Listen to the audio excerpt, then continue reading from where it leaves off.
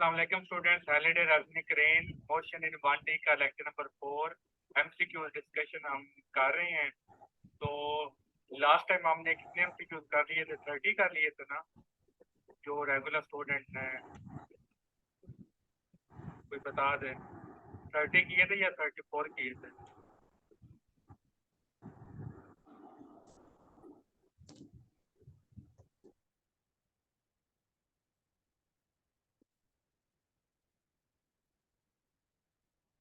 Last time हमने कितने MCQ किए?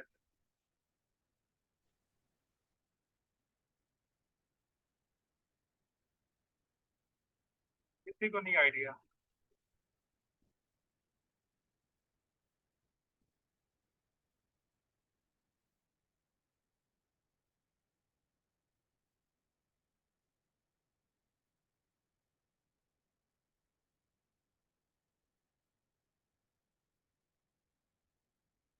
चलिए हम 31 से स्टार्ट कर रहे थे, अगर आप में से किसी को नहीं पता तो।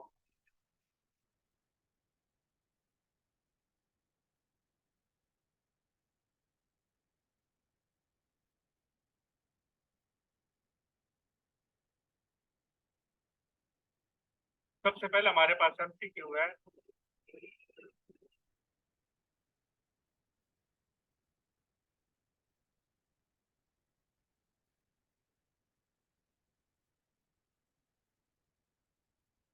A car starts from rest and goes down a slope with a constant acceleration of 5 metre per second square. तो लास्ट लेक्चर में मैंने आपको मेंशन किया था कि जब आपके पास वर्ड आ जाए ना कांस्टेंट एक्सेलरेशन का, तो इसका मतलब ये होता है आपने क्वेश्चन ऑफ मोशन ही लगानी है। तो आपको एक्सेलरेशन की वैल्यू दी हुई है 5 metre per second square after 5 second. तो आपको टाइम भी दे दिया गया है। The car reaches the bottom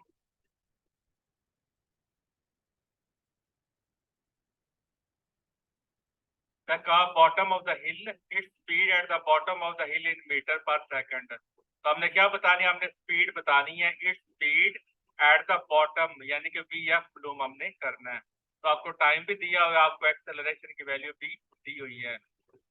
तो चूंकि वो बोल रहा है कि आकाश स्टार्ट फ्रॉम रेस्ट, तो इसका मतलब है कि VI आपका क्या? VI आपका 0 है। तो VI भी आपको दिया गया, VF आपने मालूम करना है, टाइम भी दिया हुआ है और एक्सेलरेशन भी दिया हुआ है। तो हम यहाँ पर कौन सी इक्वेशन को यूज करेंगे?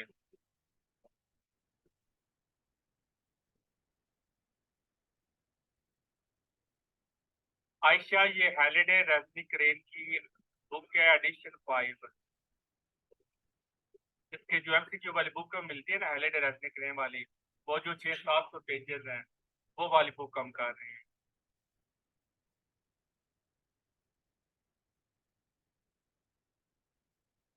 इसमें हम यूज करेंगे फर्स्ट क्वेश्चन ऑफ मोशन को। वैल्यू आपको दी हुई है, जस्ट आपने पुट कर देनी है, तो आपका आंसर आ जाएगा। एमसीक्यू नंबर 32 है। A car moving with an initial velocity of 25 metre per second और इसकी डायरेक्शन है नॉर्थ, कांस्टेंट एक्सेलरेशन, यानी कि फिर हमने क्या यूज करना है? क्वेश्चन ऑफ मोशन को यूज करना है, और वो आपको दी हुई है 3 मीटर पर सेकंड स्क्वायर। तो इसका मतलब है ये आपका VI भी दिया हुआ है, एक्सेलरेशन की वैल्यू भी आ गई है,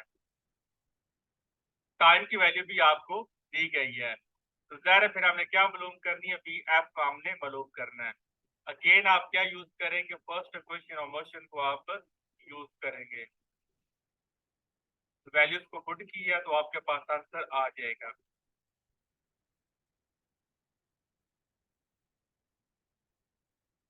MCQ number 33, an object with an initial velocity of 12 meter per second, west की तरफ इसकी डायरेक्शन है, एक्सेलरेशन की वैल्यू भी दी हुई है, टाइम भी दिया हुआ है। During this time the object travels a distance. तो अब आपने क्या मालूम करना है? डिस्टेंस मालूम करना है। तो फिर हमारे पास किस इक्वेशन में आता है? तो हम सेकंड क्वेश्चन हम यूज करेंगे।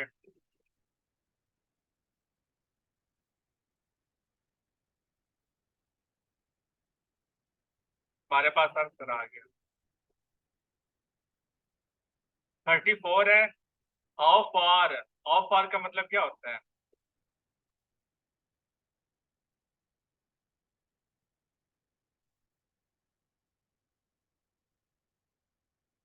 हाउ फार का क्या मतलब होता है?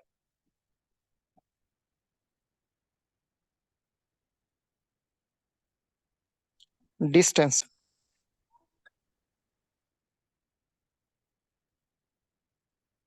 मोहम्मद अकराम राजपूत जी, पूछे सवाल क्या आपका?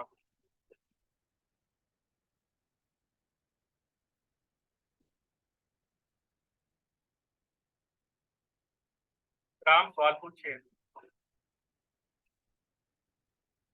यानी कि हमने यहाँ पर क्या मालूम करना, हमने डिस्टेंस मालूम करना है। हाउ लॉन्ग का मतलब होता है टाइम, और हाउ फार का मतलब होता है डिस्टेंस। टाइम आपको दिया डिस्टेंस हुआ है जी। जी।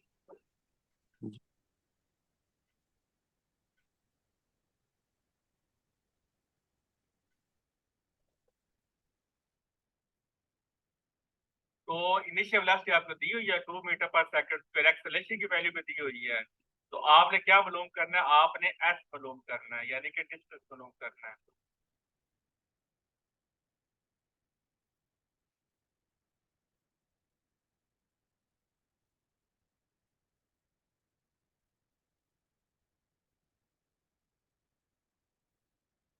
सेकंड क्वेश्चन आप लगाएंगे क्योंकि उसमें डिस्टेंस आता है।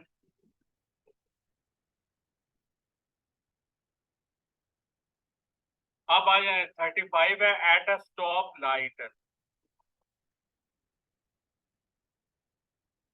a truck traveling at 15 meter per second, ये भी आई हो गई। अब ये जो एमसीक्यू है ना, ये पेपर में आया हुआ है, लेकिन इसकी जो वर्डिंग है वो डिफरेंट है पेपर में, लेकिन कंसेप्ट सारा यही है। ठीक है, तो ये पेपर में आपका एमसीक्यू आया हुआ है।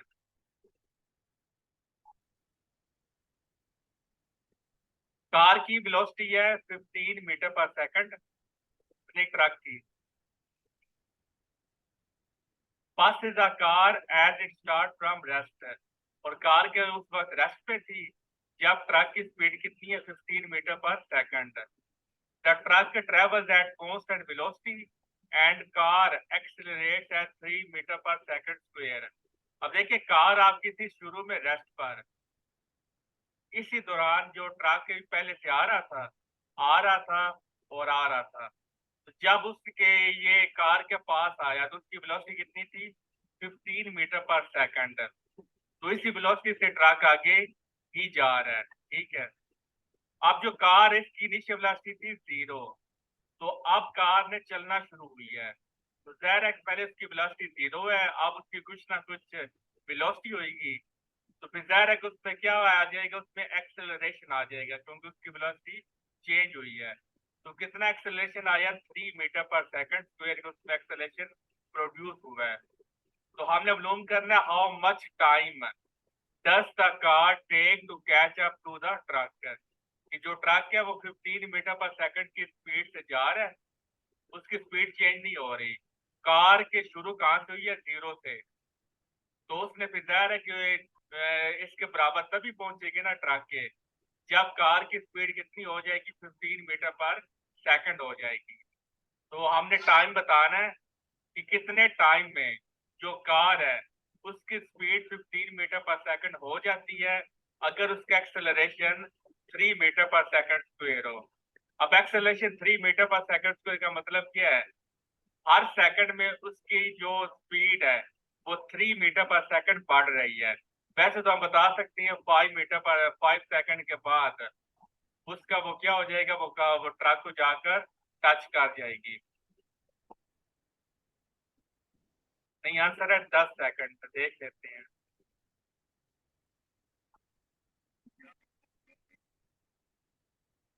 अब देखिए, ट्रक क्या था?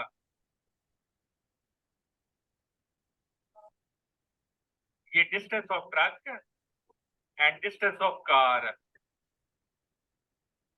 तो जो कार का डिस्टेंस है वहां पर हमने ये क्वेश्चन यानी कि सेकंड क्वेश्चन हमने यूज की है, लेकिन जो ट्रक का डिस्टेंस है उसके लिए हमने ये यूज किया bt। तो कोई बता सकता है कि ट्रक के लिए हमने सेकंड इक्वेशन को यूज क्यों नहीं किया?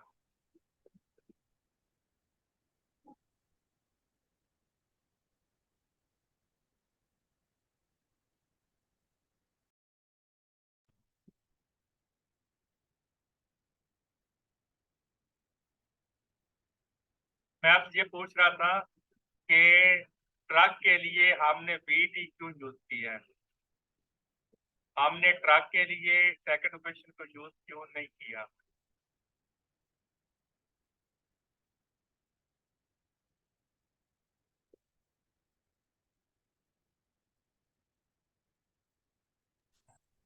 किसी को नहीं पता?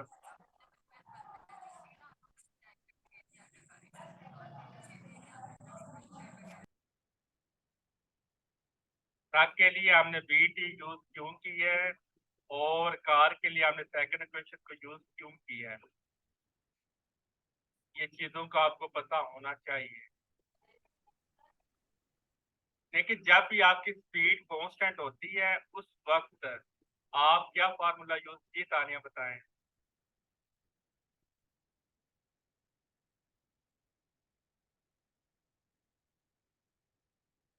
जी तानिया बताएं।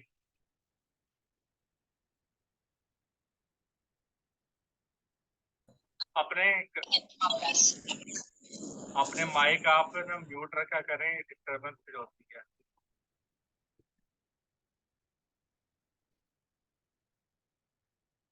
देखिए जब भी स्पीड आपकी कांस्टेंट होती है तो तब आप अगर आपने डिस्टेंस मालूम करना होता है तो फिर आप हमेशा क्या फार्मूला लगाती हैं, S is equal to V T. ये फार्मूला आपने 9th क्लास में भी पढ़ा है, तो आपको आइडिया होना चाहिए कि ये फार्मूला तब लगाते हैं जब हमारी जो स्पीड है वो कांस्टेंट होती है। कार की स्पीड कांस्टेंट नहीं है, कार की स्पीड चेंज हो रही है, तो इस वजह से जब स्पीड चेंज होगी तो फिर हम क्या यूज करेंगे, फिर हम इक्वेशन ऑफ मोशन को यूज करेंगे। तो तानिया ने सही आंसर दिया है लेकिन लेट दिया है।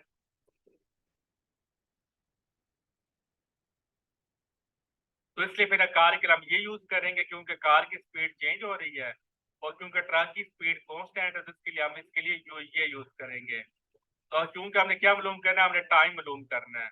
तो इसकी 50 मीटर पर सेकंड इसकी वेलोसिटी टाइम हमने मालूम करना है। यू क्योंकि वो रेस्ट पे थी तो ये वाला फैक्टर 0 हो जाएगा, यूटी वाला। पीछे क्या बात जाएगा, हाफ।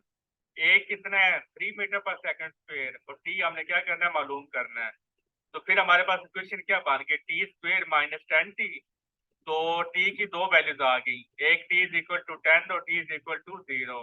तो ये नहीं, सॉरी, ये वही तक जाके खत्म हो जाएगा 0 के साथ। तो फिर हमारे पास एक वैल्यू आ गई टी की, वो क्या, हमारे पास वैल्यू आ गई 10 सेकंड। क्लियर है? एमसीक्यू नंबर 36 है, a ball is in free fall. तो कोई बता सकते हैं what is free fall? Free fall का क्या मतलब होता है? इकराम बताएं, लेकिन आप बोलते है नहीं है, हैंड रेज आप कर देते हैं। सर जब भी कोई चीज ऊपर से नीचे गिर रही हो और उसके अंदर एक्सीलरेशन हो 9.8 metre per second square, acceleration due to gravity sir गिर रही हो, तो उसको हम कहेंगे फ्री फॉल मोशन। इसको अगर आप समराइज तरीके से बताएं तो फिर क्या बताएंगे? जी सर।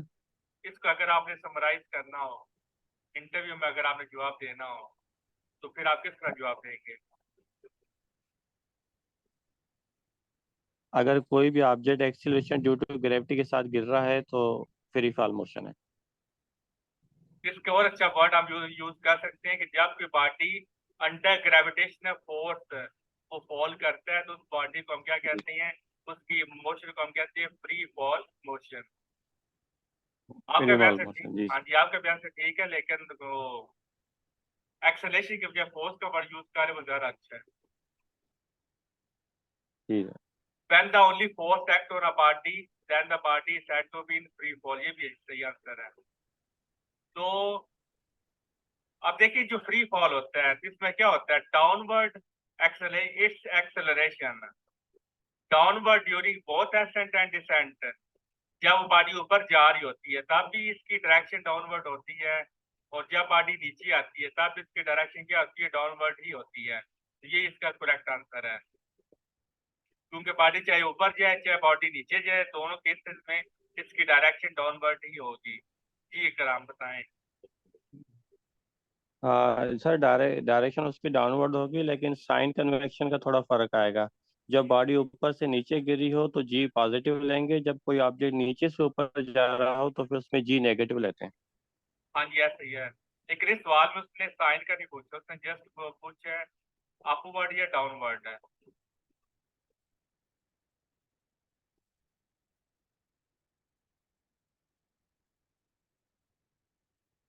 तो फ्री फॉल मोशन क्या मैथ पे डिपेंड करती है?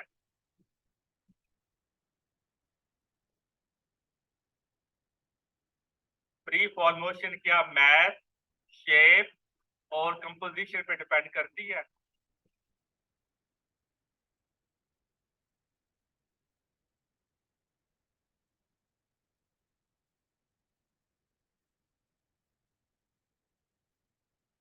हाँ जी, जो फ्री फॉल मोशन है ये ना तो मैथ पे डिपेंड करती है, ना ही ये कंपोजिशन पे डिपेंड करती है, ना ही शेप पे डिपेंड करती है। ये सारी चीजों से इंडिपेंडेंट होती है। तो जिस तरह की मर्जी शेप हो, जिस तरह का मर्जी मैथ हो, जिस तरह की मर्जी उसका साइज हो, जब भी बॉडी अंडर ग्रेविटेशनल फोर्स वो फॉल करेगी तो सारी bodies at a time same time पे वो नीचे फॉल करेंगी।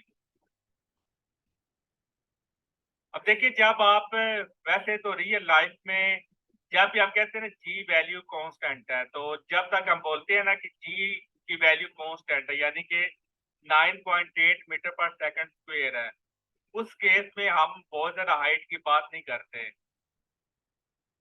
ये अगर सरफेस ऑफ अर्थ है तो उसके चंद 2 किलोमीटर तक की हम जब वो जाती हैं, यहाँ पर जी की वैल्यू ऑलमोस्ट इतनी ही आपको मिलती है। लेकिन जब आप बहुत ज्यादा हाइट पे चले जाते हैं तो फिर वहां पर एयर रेजिस्टेंस जो वो कंसीडरेबल अमाउंट में आ जाती है। यहाँ पर भी एयर रेजिस्टेंस होती है लेकिन वो लेस अमाउंट में होती है, इस वजह से तो यहाँ पर आप इसको इग्नोर कर सकते हैं। लेकिन जब वो बहुत ज्यादा हाइट पे चले जाते हैं वहां पर एयर रेजिस्टेंस आप उसको इग्नोर नहीं कर सकते। फ्री फॉल मोशन आप सिर्फ उसी वक्त आप बोलेंगे जब सिर्फ और सिर्फ ग्रेविटी की फोर्स मौजूद हो। अगर एयर रेजिस्टेंस आ जाता है तो फिर वो फ्री फॉल मोशन फहीमुल्ला नहीं होगी। एयर रेजिस्टेंस को अगर आप कंसीडर करेंगे तो वो फ्री फॉल मोशन नहीं होगी। फिर जो बॉडी है, भारी मैस या हल्का मैस, सेम टाइम पे वो नीचे फॉल नहीं करेंगे। फिर वो फ्रिक्शनल फोर्स वाले जो फार्मूलाज हैं वो उस पर अप्लाई होंगे। नेक्स्ट सवाल है, what is difference between projectile and free fall motion? अब देखिए, प्रोजेक्टाइल मोशन के दौरान 2 टाइप्स हैं। एक होती है ऑब्लिक मोशन, इस तरह, एक होती है हॉरिजॉन्टल प्रोजेक्शन कि आप एट अ सर्टेन हाइट आप क्या करती हैं, बॉडी को प्रोजेक्टाइल को थ्रो करती हैं, उसका ये पार्ट होता है। अब आपने बॉडी को इस तरह थ्रो किया और एक दूसरे बंदे ने इसी टाइम पे इसको ड्रॉप कर दिया, एक और बॉडी को आपने इस तरह फेंका और दूसरे बंदे ने इस तरह फेंका, दोनों बॉडी सेम टाइम पे नीचे फॉल करेंगी। तो horizontal projection of projectile motion और फ्रीली फॉलिंग पार्टी दोनों सेम चीजें होती हैं। लेकिन जब आप जमीन से फेंकती हैं इसको बोलती है ऑब्लिक मोशन। तो यहाँ पर इसको फ्री फॉल मोशन आप नहीं कह सकते। जब आपने यहाँ पर टाइम अप्लाई, यहाँ पर आपने टाइम मालूम करना है, आपने हाइट मालूम करनी है, तो फार्मूले आपके बदल जाएंगे। आप यहाँ पर टाइम ऑफ फ्लाइट यूज करती हैं, रेंज ऑफ प्रोजेक्टाइल यूज करती हैं, हाइट ऑफ प्रोजेक्टाइल यूज करते हैं। लेकिन ये जो फार्मूले हैं यहाँ पर आप वही फार्मूले यूज करते हैं जो फ्रीली फॉलिंग बॉडी के फार्मूलाज हैं। क्लियर है Adnan?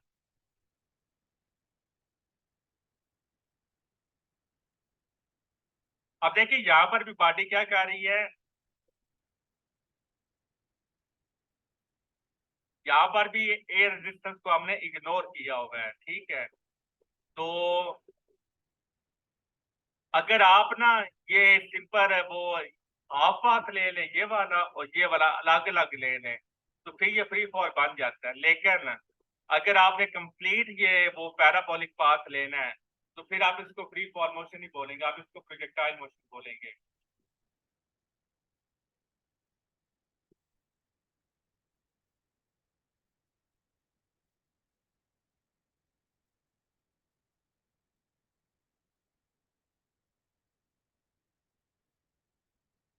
MCQ number 37, a ball is in free fall, upward is taken to the positive direction।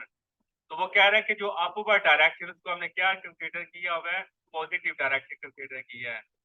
तो अब आपने बताना है displacement of the ball during a short time interval. तो डिस्प्लेसमेंट आपने क्या बताना, बॉल का आपने बताना है। तो क्या डिस्प्लेसमेंट पॉजिटिव होगा during both ascent and descent. Upward direction को आपने लिया पॉजिटिव, तो क्या डिस्प्लेसमेंट ऊपर और नीचे में से पॉजिटिव होगा। ऑब्लिक आयशा ऑब्लिक ये वाली मोशन होती है जिसमें आप at a certain angle body को क्या करते हैं, आप थ्रो करते हैं। ये वाला पाथ इसको ऑब्लिक मोशन कहते हैं। जी अकराम बोलें। सर अगर ऊपर की तरफ हम पॉजिटिव डिस्प्लेसमेंट ले रहे हैं, अगर नीचे ऑब्जेक्ट आएगा तो फिर नेगेटिव लेंगे, इसलिए कि डायरेक्शन अपोजिट हो रहा है। हाँ जी, क्योंकि हमने अपवर्ड को स्टैंडर्ड फिक्स कर दिया कि अपवर्ड हमारा पॉजिटिव है, तो इसलिए या अपवर्ड डिस्प्लेसमेंट हमारा पॉजिटिव होगा और डाउनवर्ड डिस्प्लेसमेंट हमारा नेगेटिव होगा।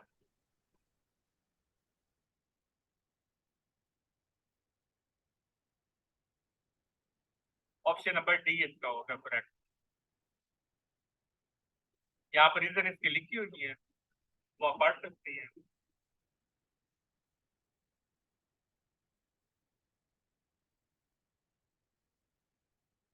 थर्टी एट है, a baseball is thrown vertically into the air, the acceleration of the ball at its highest point।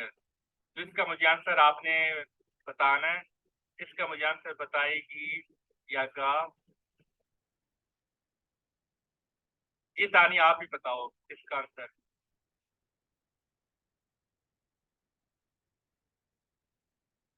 Afsheen कह रही है, अफशीन खान कह रहा है या कह रही है जीरो। अहमद ने बोला जी। हमने acceleration of the ball eight highest point हमने बताना है। 9.8 ही होगा क्योंकि ग्रेविटी तो वैसे ही एक्ट कर रही है उसमें। देखिए जो ग्रेविटेशनल एक्सेलरेशन है वो ऑलवेज जी रहता है, वो जीरो नहीं होता। एट हाईएस्ट पॉइंट उसकी स्पीड तो जीरो हो जाती है लेकिन एक्सेलरेशन उसके पास मौजूद होगा, क्योंकि जो जीरो हुआ है वो किसी ना किसी नंबर से जीरो हुआ है ना। तो जब किसी ना किसी नंबर से वो जीरो होगा तो फिर जाहिर है कि चेंज इन स्पीड आ गया, चेंज इन वेलोसिटी आ गया।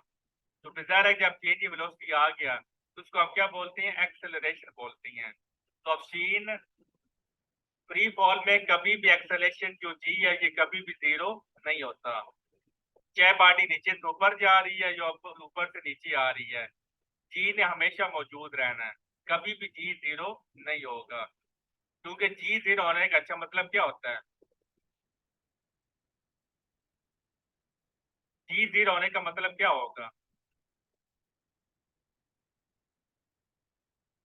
वेटलेसनेस। नहीं चलेगा स्पेस में। इन टर्म्स ऑफ ग्रेविटी बताएं। जी जी0 का मतलब ये होगा कि उसकी इनिशियल और फाइनल दोनों वेलोसिटी जीरो है, अगर दोनों जीरो हो जाती हैं उस कंडीशन में फिर जी0 होगा। मतलब है उस पर कोई फोर्स एक्ट नहीं कर रही, क्योंकि जी अकॉर्डिंग जी to fourth Newton. Net force जाएगी। हाँ जी, according to Newton second law force जी लाजमी है एक्सेलरेशन के लिए। अगर फोर्स आपके पास नहीं होती है तो आप एक्सेलरेशन आपका नहीं आता। तो जी का जी जीरो होने का मतलब है ग्रेविटी की फोर्स खत्म हो गई है। तो फिर जाहिर है कि जब ग्रेविटी की फोर्स खत्म हो गई है तो ये बॉडी अगर नीचे से ऊपर जा रही है फिर तो ये कभी भी नीचे नहीं आएगी। क्लियर आप, अगर एट हाईएस्ट पॉइंट यहाँ पर जी जीरो हो जाए इसका मतलब है ग्रेविटी जीरो होगी, तो इसको ये तो फिर कभी भी नीचे नहीं आएगा, ये फिर ऊपर की तरफ ड्यू टू इनर्शिया ये मूव करना शुरू कर देगा, क्योंकि फोर्स ऑफ ग्रेविटी इसको नीचे ला रही थी। तो जब जी 0 होने का मतलब है फोर्स ऑफ ग्रेविटी खत्म हो गई है, तो फिर ये नीचे कभी नहीं आएगा बल्कि ऊपर ही जाएगा। अब जो जी की डायरेक्शन सर है, जी की वैल्यू ऑलवेज पॉजिटिव। नहीं ये नेगेटिव या सर जी पॉजिटिव की होता वैल्यू है, ऑलवेज पॉजिटिव होगी। नहीं ऑलवेज पॉजिटिव नहीं होती, मैग्नीट्यूड तो ऑलवेज सर पॉजिटिव किस केस होती में है। नेगेटिव? हाँ जी, मैग्नीट्यूड तो ऑलवेज पॉजिटिव होती है, लेकिन वो जो नेगेटिव साइन और पॉजिटिव साइन वो हम डायरेक्शन को शो करने के लगाते हैं। ये ग्राफ सर अगर सर कोई ऑब्जेक्ट जमीन के तो सेंटर पे है तो वहां पे भी तो जी की वैल्यू 0 होती है। वहां पे जी की वैल्यू 0 नहीं होती बल्कि नेट जी की वैल्यू 0 होती है। नेट फोर्स 0 होती है, जी 0 नहीं होता। एक होता है सिंपल जी और एक होता है नेट जी, दोनों में फर्क है। अगर ये बॉडी है ना, ये अर्थ है आपकी, इसी तरह की शेप होती है, तो आप यहाँ पर सेंटर में आ गई हैं, तो जाहिर है कि आपको हर डायरेक्शन में फोर्स लग रही है। ये जमीन आपको इस तरह ये खींचेगी, ये वाला पोर्शन आपको इस तरह नीचे खींचेगा। हर डायरेक्शन में आपको क्या लगेगी, आपको फोर्स लगेगी चारों तरफ से, पूरी हर जगह से। तो सारी जो फोर्सेस होती है वो एक दूसरे के इफेक्ट को कैंसिल आउट कर देती हैं। तो यहाँ पर एज अ रिजल्ट जो नेट फोर्स आपकी क्या हो जाती है, आपकी नेट फोर्स 0 हो जाती है। तो इस वजह से बॉडी क्या चली जाती है, बॉडी वेटलेसनेस में चली जाती है। क्लियर है? फोर्स 0 नहीं होती बल्कि नेट फोर्स 0 होती है।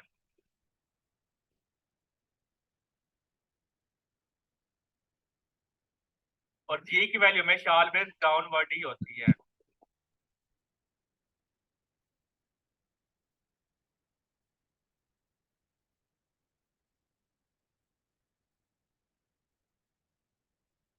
थर्टी नाइन है, which of the following statement is correct for an object release from rest. तो हमने ऑब्जेक्ट को रेस्ट से हमने रिलीज की है, तो हमने बताना है कौन सी स्टेटमेंट करेक्ट है। तो हम वन बाय वन डिस्कस करते हैं। सबसे पहले ऑप्शन ए है, the average velocity of during the first second of time is 4.9 meter per second. तो सारे बताएं क्या ये ऑप्शन ठीक है? Net force magnitude plus direction से डिफाइन होती है। कि नेट फोर्स को आप मैग्नीट्यूड से भी डिफाइन कर सकती हैं, डायरेक्शन दोनों से डिफाइन कर सकती हैं। अब देखिए दो ये दो फोर्सेस है ना तानिया, अगर ये एक बॉडी है ना, इस पर एक फोर्स इस डायरेक्शन में लग रही है और एक फोर्स इस डायरेक्शन में लग रही है, तो ये नेट फोर्स 0 कब होगी? जब दोनों की मैग्नीट्यूड सेम होगी और डायरेक्शन ऑपोजिट होगी। अगर इस फोर्स की मैग्नीट्यूड ज्यादा है, डायरेक्शन तो दोनों की अपोजिट है, लेकिन इस फोर्स की मैग्नीट्यूड ज्यादा है, वो इस फोर्स की मैग्नीट्यूड कम है, तो इस केस में नेट फोर्स 0 नहीं होगी। नेट फोर्स 0 तभी होगी जब मैग्नीट्यूड बराबर होगी और डायरेक्शन अपोजिट होगी। तो आपकी बात ठीक है कि नेट फोर्स मैग्नीट्यूड और डायरेक्शन दोनों से डिफाइन होती है। क्लियर है?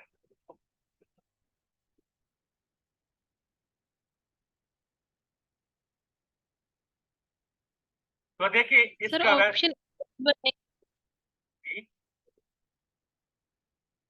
सर ऑप्शन ए पॉसिबल नहीं है 39 एमसीक्यूज का। ऑप्शन ए पॉसिबल नहीं है, कैसे पॉसिबल नहीं है बताएं? क्योंकि सर वो बॉडी रेस्ट पे है, जब हम रेस्ट -0 माइनस समथिंग करेंगे, मतलब वेलोसिटी की जो फाइनल वेलोसिटी होगी, तो माइनस में आंसर आना चाहिए। देखिए हमने एवरेज स्पीड बतानी है, एवरेज वेलोसिटी बतानी है, उसका ये फार्मूला है, change in displacement divided by time.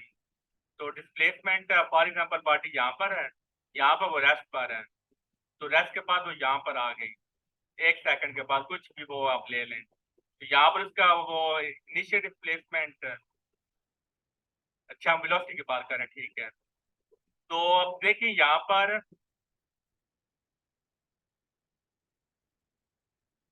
एक मिनट,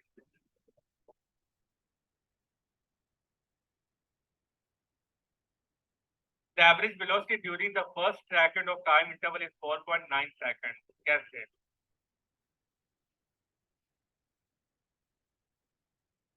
अब देखिए शुरू में वो रेस्ट पर है, तो जब शुरू में रेस्ट पर होगी तो उसकी स्पीड कितनी होगी? 0 होगी। तो लेकिन आप जानते हैं कि क्योंकि वो बॉडी कर रही है फ्री फॉल, तो फ्री फॉल में एक्सेलरेशन कितना होता है 9.8 मीटर पर सेकंड स्क्वायर होता है।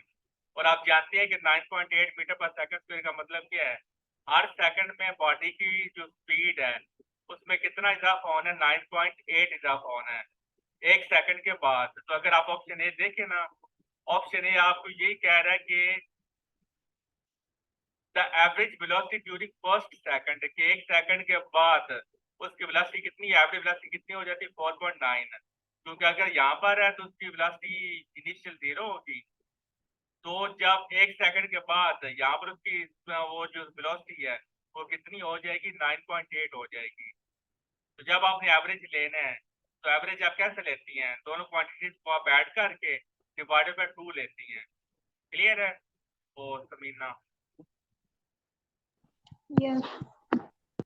During each second object falls 9.8 meter, क्या अब पूरी जर्नी में ऊपर से लेकर नीचे तक हर वक्त बॉडी का जो डिस्प्लेसमेंट है वो इतना रहता है? नो, बॉडी का डिस्प्लेसमेंट चेंज होता है। शुरू में क्योंकि उसकी स्पीड कम हो वो सर ये जो बी ऑप्शन है ये कंफ्यूज करने के लिए उन्होंने जो इसका यूनिट लिखा है मीटर लिखा है, हाँ लेकिन अगर हम जल्दी में देखेंगे तो मीटर पर सेकंड स्क्वायर नजर आएगा। हाँ जी, ठीक है, तो सी ऑप्शन ठीक है।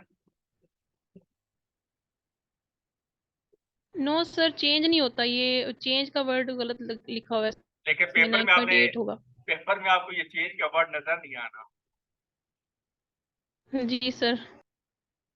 Object falls 9.8 metre during the first second of time, पहले सेकंड में वो 9.8 मीटर ट्रेवल नहीं करता। Acceleration of the object is proportional to its weight, तो क्या एक्सेलरेशन वेट के प्रोपोर्शनल होता है? नो फोर्स के ऊपर। क्योंकि वेट में तो मैथ भी आ जाता है, इसलिए वो किसके प्रोपोर्शनल होता है, फोर्स के। तो ये अब सर अगर एक्सेलरेशन, मैथ्स को हम कंसिडर करते हैं, अगर अगर देखा जाए तो वेट भी तो एक फोर्स ही है ना। तो अगर हम मैथ्स को कांस्टेंट, होता भी मैथ्स कांस्टेंट ही है, तो वेट जो है वो डायरेक्टली प्रोपोर्शनल ही बनता है जी के।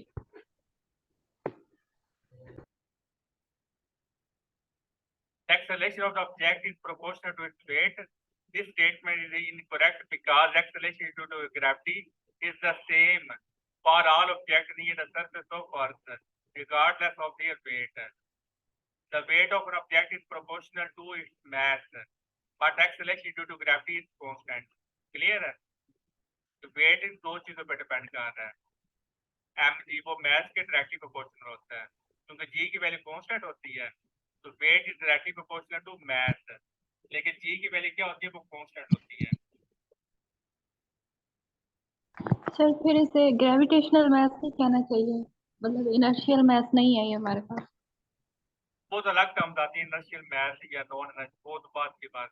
फिलहाल ये मैं वो एक्सप्रेशन यहाँ पर उसकी जिक्र नहीं हो रहा। ये दो एक्सप्रेशन है, वो कह रहा है कि वेट आपके किसके डायरेक्टली प्रोपोर्शनल होता है, मास के, क्योंकि जी आपका क्या होता है, वो कांस्टेंट होता है। तो जी क्योंकि कांस्टेंट है, तो जी कब कांस्टेंट होगा समीना, डब्ल्यू ओवर एम हो जाएगा ना। तो अगर मास बढ़ता है तो वेट भी तो बढ़ना चाहिए ना, तभी जी की वैल्यू को आप कांस्टेंट रख सकती हैं। आप क्लियर है? जी सर। जी यानी कि वेट पे डिपेंड नहीं करता, वो जी वैल्यू क्या होती है, वो कांस्टेंट होती है। क्योंकि जी तभी कांस्टेंट होगा जब अगर मास आप कम करती है तो उसके हिसाब से वेट को भी कम होना चाहिए, अगर आप मास को बढ़ाती है तो वेट को भी बढ़ाना पड़ेगा आपको। और लास्ट एमसीक्यू आज के लेक्चर का, freely falling party has a constant acceleration of 9.8 metre per second square. This means that कि पार्टी हर सेकंड में कितना डिस्टेंस वो में उसकी स्पीड चेंज होती है, 9.8 मीटर पर सेकंड। तो इसका ऑप्शन नंबर सी करेक्ट है। तो ये एमसीक्यू आपसे शेयर कर दिए गए हैं, तो अभी इतनी एमसीक्यू बने थे, तो बाकी इसके टोटल 66 एमसीक्यू, तो वो भी इंशाल्लाह ताला आपसे एक दो लेक्चर्स के अंदर ये हमारा कंप्लीट हो जाएगा। बाकी इसकी सारी एक्सप्लेनेशन लिखी हुई है, तो बाकी ऑप्शन गलत की हूँ मैं, ठीक है। तो अब आपकी क्लास मंडे को होगी और अब आपका टाइम ना 9:40 हुआ करेगा, क्योंकि अब छुट्टियां खत्म हो गई हैं। तो अब आपकी क्लास डेली 9:40 पे हुआ करेगी, फिक्स टाइम अब आपका यही होगा। और जो बैच 3 वाले स्टूडेंट है उनकी क्लास 8:20 पे हुआ करेगी, ठीक है। अब आपके क्योंकि टाइम आपके पास नहीं होना इसलिए तो अब आपकी क्लास 9:40 पे हुआ करेगी।